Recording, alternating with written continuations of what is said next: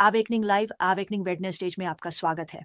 मैं Jennifer LeClair हूँ, awakening prayer hubs की संस्थापक, जो एक वैश्विक आंदोलन है। हम 120 से अधिक देशों में हैं और मैं आपको आज के प्रसारण में स्वागत करती हूँ। आज हम परमेश्वर के मार्गों को जानने के बारे में बात करेंगे। अब मैं अपनी किताब एड इंटरसेसर्स डिवोशनल से सिखा रही हूँ। आप इसकी एक प्रति मेरी वेबसाइट jenniferleclaire.org पर या जहाँ भी ऑनलाइन किताबें मिलती हैं वहाँ से ले सकते हैं। मैं आज की प्रविष्टि पर विस्तार से चर्चा करूंगी क्योंकि मुझे विश्वास है कि परमेश्वर आपके लिए एक संदेश रखते हैं। तो आइए प्रार्थना करें। पिता यीशु के नाम में मैं आपकी भलाई के लिए धन्यवाद करती हूँ। हमारी आंखें खोलें और हमें आपको देखने में सहायता करें। हम आपके मार्गों को जानना चाहते हैं, हम आपकी राहों को समझना चाहते हैं। तो आज हमारी मदद करें प्रभु कि हम आपके वचन और आपके आत्मा के अनुभव के द्वारा आपको जानने के लिए आगे बढ़ें। यीशु के नाम में आमीन। मैं आपको एक शास्त्र पढ़कर सुनाती हूँ। यह भजन संहिता 86:11 में है। भजन संहिता 86:11 और इसमें लिखा है, हे प्रभु मुझे अपना मार्ग सिखा, मैं तेरे सत्य में चलूंगा, मेरा हृदय एक कर कि मैं तेरे नाम का भय मानूं। आप जानते हैं, सबसे अधिक सूझबूझ वाले मध्यस्थ परमेश्वर के मार्गों को समझते हैं। परमेश्वर के बारे में दूर से जानना एक बात है, लेकिन उसके मार्गों को जानना दूसरी बात है, जिसके लिए घनिष्ठता की आवश्यकता होती है। आप जानते हैं, मैं बहुत सारे लोगों को जानता हूँ। मैं उन्हें एक दूर के मित्र के रूप में जानता हूँ। मैं उन्हें चर्च में देखता हूँ। हो सकता है मैं सोशल मीडिया पर उनका दोस्त हूँ, लेकिन इसका मतलब यह नहीं है कि मैं उन्हें सच में जानता हूँ। मैं उनके तरीकों को नहीं जानता। मैं अपनी बेटियों के तरीकों को जानता हूँ। मैं अपनी माँ के तरीकों को जानता हूँ। वे मेरे तरीकों को जानती हैं क्योंकि वहाँ एक घनिष्ठ संबंध है। यह उसके मार्गों को केवल दिमाग से जानने की बात नहीं है। यह उसके मार्गों को अपने दिल से जानने की बात है और इसके लिए उसकी आत्मा के साथ प्रत्यक्ष अनुभव की आवश्यकता होती है। आप केवल यह अध्ययन नहीं कर सकते कि परमेश्वर कौन है। यदि उसके साथ अनुभव न जुड़ा हो तो यह बहुत सूखा हो सकता है। आप जानते हैं, शास्त्र कहता है कि वचन मारता है लेकिन आत्मा जीवन देती है, और इसलिए परमेश्वर का वचन हमारे मन को नया करता है। लेकिन जब हमारे पास केवल दिमागी ज्ञान होता है, दिल का नहीं, तो हम प्रभु के साथ अपने संबंध का एक बहुत बड़ा हिस्सा खो देते हैं। फिर से केवल उसके बारे में जानना ही काफी नहीं है, हमें उसे सच में जानना चाहिए, गहराई से जानना चाहिए। परमेश्वर चाहता है कि हम उसके मार्गों को जानें। वह चाहता है कि हम चीजों को देखने का उसका तरीका जानें। आप जानते हैं, जब हमारे पास उसकी दृष्टि होती है तो जीवन बहुत आसान हो जाता है। जब हमारे पास अपनी समस्याओं, अपनी आत्मिक लड़ाई या अपनी परीक्षाओं पर उसकी दृष्टि होती है तो जीवन बहुत आसान हो जाता है। जब हम उसकी आत्मा के साथ समय बिताते हैं तो वचन पर विश्वास करना आसान हो जाता है। जब हम उसके मार्गों को जानते हैं तो हम समझते हैं कि वह चीजें कैसे करता है। उदाहरण के लिए, हम जानते हैं कि वह कभी देर नहीं करता, लेकिन कभी-कभी लगता है जैसे वह आखिरी पल तक इंतजार करता है किसी चमत्कार के लिए। इसलिए परमेश्वर चाहता है कि हम उसके दिल को छूने वाली बातों से गहराई से परिचित हों। वह चाहता है कि हम जानें कि उसे क्या पसंद है और क्या नहीं। आमीन। और फिर से हम उसके मार्गों के बारे में वचन के माध्यम से बहुत कुछ सीख सकते हैं, लेकिन हमें केवल दूर से जानने पर संतुष्ट नहीं होना चाहिए। हम उसके दिल को अनुभव के माध्यम से जानना चाहते हैं, और चूंकि परमेश्वर के मार्ग हमारे मार्गों से ऊंचे हैं, इसलिए हमें उसके मार्गों के प्रकाशन के लिए प्रार्थना करने की आवश्यकता है। हम जो एक काम कर सकते हैं वह है उसके मार्गों के प्रकाशन के लिए प्रार्थना करना। हम यह मान लेना या पूर्वानुमान नहीं लगाना चाहते कि वह कैसे चलता है या क्या उसके दिल को छूता है। हम परमेश्वर के मार्गों को कोई सूत्र नहीं बनाना चाहते। कोई भी आपको उसकी राहों की टिक मार्क वाली सूची नहीं दे सकता, क्योंकि हम उसकी सभी राहों को नहीं जानते। जितना अधिक हम उसे जानेंगे, उतना ही अधिक हम उसके मार्गों को जान पाएंगे। और यह पर्याप्त नहीं है कि कोई और आपको उसके मार्गों के बारे में बताए। यह अच्छा है, लोगों का आपको परमेश्वर के मार्गों के बारे में सिखाना अच्छा है, लेकिन फिर भी हम उसे स्वयं जानना चाहते हैं। इसीलिए हम प्रकाशन के लिए प्रार्थना करना चाहते हैं। हम समझना चाहते हैं कि क्या उसके हृदय को छूता है, और जब हम ऐसा करते हैं तो हम रणनीतिक मध्यस्थों के रूप में अधिक प्रभावी ढंग से खड़े हो सकते हैं। दाऊद ने परमेश्वर से उसकी राहों को समझने के लिए प्रार्थना की थी। यह वही भजन नहीं था जो मैंने पढ़ा।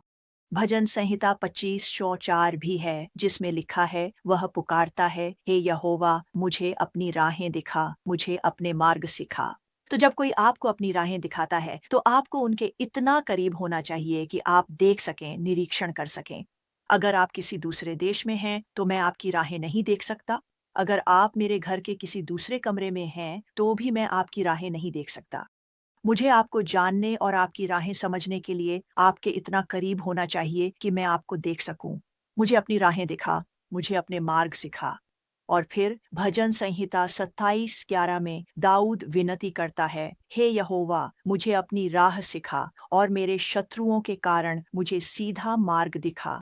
मुझे यह अच्छा लगता है जब हम परमेश्वर की राह जानते हैं, जिसमें वह हमें चलना चाहता है, और जब हम उसे जानते हैं तो हमें पता चलेगा कैसे चलना है और हम आत्मा में चलने में सक्षम होंगे। हम आत्मा में चलना चाहें, हम शरीर के अनुसार चलना नहीं चाहेंगे। हम उसकी राह में, उस संकरे मार्ग पर चलना चाहेंगे जो जीवन की ओर ले जाता है। इसमें लिखा है, मुझे अपनी राह सिखा हे प्रभु, और मुझे सीधा मार्ग दिखा। क्यों? मेरे शत्रुओं के कारण। तुम्हारा एक शत्रु है, तुम्हारी आत्मा का शत्रु तुमसे घृणा करता है। वह नहीं चाहता कि तुम परमेश्वर को गहराई से जानो, क्योंकि जब तुम ऐसा करते हो तो तुम्हें उसकी उपस्थिति का प्रकाशन मिलता है, जो हर समय तुम्हारे साथ रहती है। वह हमारे साथ है, वह हमारा सहायक है। शत्रु नहीं चाहता कि तुम यह जानो। आइए मूसा को देखें। मूसा परम मध्यस्थ।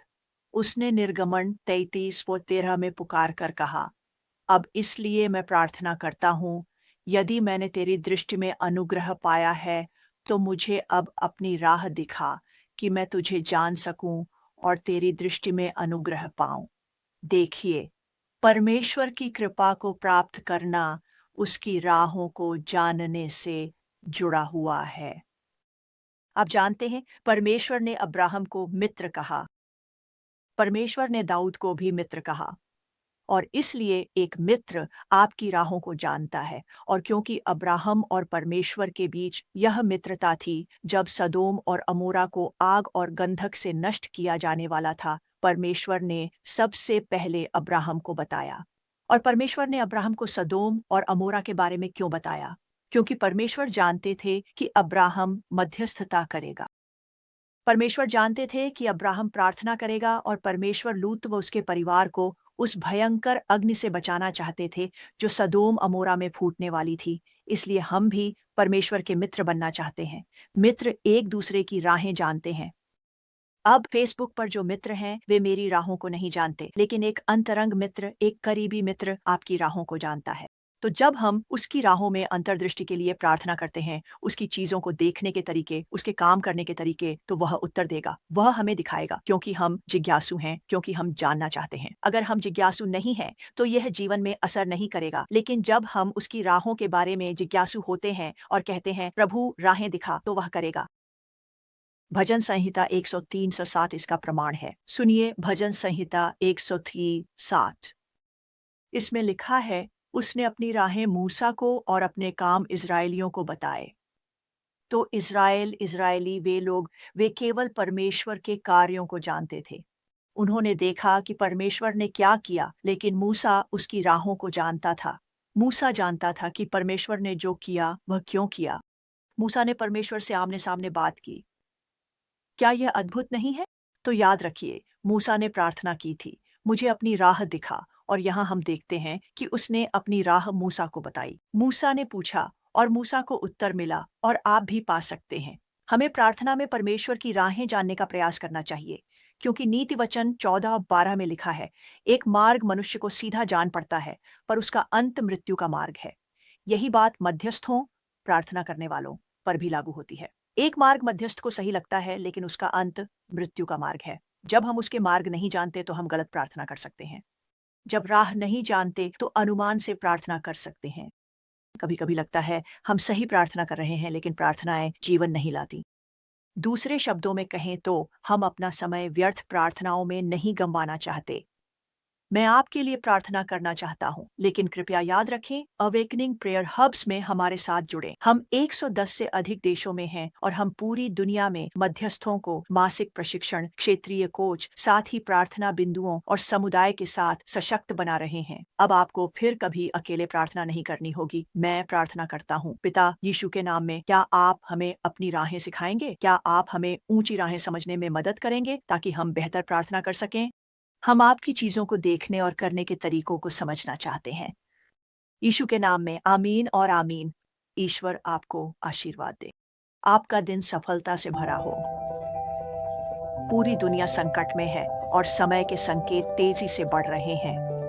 हम इतिहास के एक निर्णायक मोड़ पर हैं और दुश्मन जानता है कि उसका समय कम है। लेकिन 2007 में परमेश्वर ने मुझे आधी रात के बाद जगा दिया और मेरे दिल से तीसरे महान जागरण के बारे में बात की। अब हम पहले से कहीं अधिक करीब हैं। इसीलिए मैं 1 मिलियन पुनर्जागरण भावना वाले मध्यस्थों को मेरे साथ स्वर्ग से एक नई अपील करने के लिए बुला रहा हूँ। मैं शेष बचे हुए प्रार्थना योद्धाओं को एकजुट होकर इकट्ठा होने के लिए बुला रहा हूँ, ताकि उस अंधकार को पीछे धकेला जा सके जो हमारे चर्चों, हमारे परिवारों और हमारे देशों में घुसपैठ कर रहा है। दुश्मन उग्र हो रहा है, महान पतन शुरू हो चुका है, लेकिन परमेश्वर हमेशा एकजुट प्रार्थना और उपवास का उत्तर देते हैं। मेरे साथ और 100 से अधिक देशों के मध्यस्थों के साथ अवेकनिंग प्रेयर हब्स में शामिल हों। एक साथ मिलकर हम इतिहास की दिशा बदल सकते हैं। awakeningprayerhubs.com इस आंदोलन से जुड़े।